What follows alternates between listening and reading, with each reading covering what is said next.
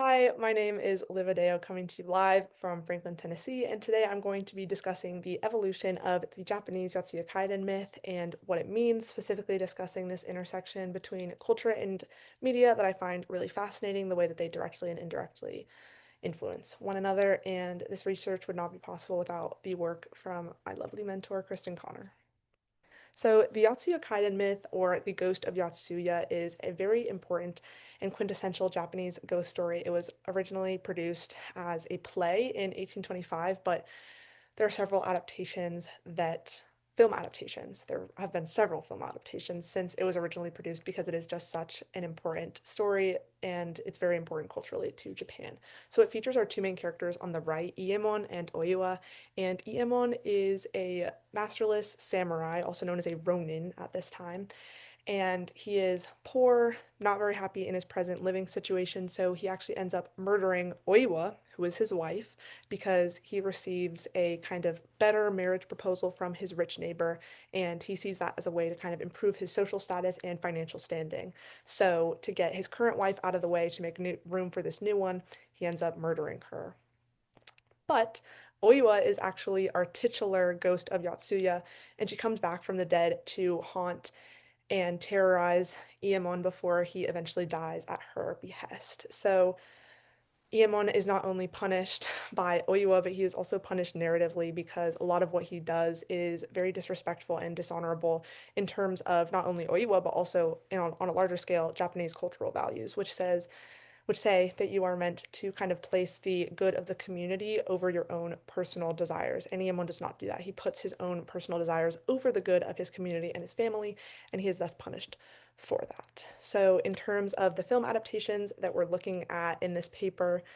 we're focusing on Kaisuke Kinoshida's adaptation in 1949 and Nobuo Nakagawa's adaptation in 1959. So, with Kinoshida's adaptation in 1949, there are a lot of drastic departures, and the most important of which and most glaring of which is that there's actually no ghost in this ghost story. And to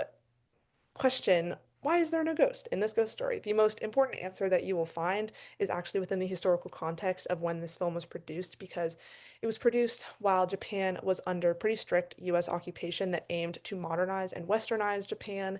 And that came along with a lot of strict censorship of media, which meant that ghosts were not meant to be shown or not allowed to be shown in film and most media because they were seen as very barbaric and backwards, and that was exactly what they were aiming to fix. So, that is just one way that historical context really impacts the way that films are produced and is really vital to answering the question of why directors and filmmakers make certain choices. Because in this instance, they were not physically allowed to have a ghost in this story because of the historical context of being under occupation. And in 1959, Nakagawa's film actually is a pretty good return to the original play in 1825. And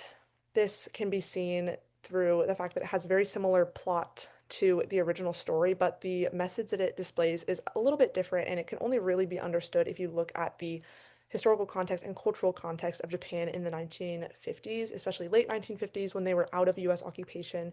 And there was a lot of conflicting ideas on how Japan should move forward, especially regarding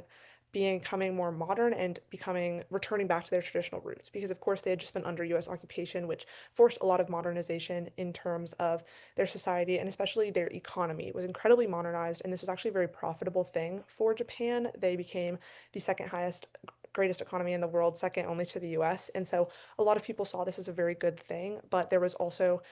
a great deal of people who saw this as an actual betrayal of Japanese traditional identity, and just because saw that because they were becoming more modern, they were actually losing this very important traditional side of themselves. So there was this conflict that was happening greatly in the cultural zeitgeist of 1959, and this is reflected very brilliantly in this film because you have our two main characters, Iemon and Oyua, representing respectively these two sides of this argument of modernism and traditionalism, and their conflict within the movie reflects the greater cultural conflict that was happening at the time. So, thank you so much for listening, and I hope that you learned something a bit new about the way that media and culture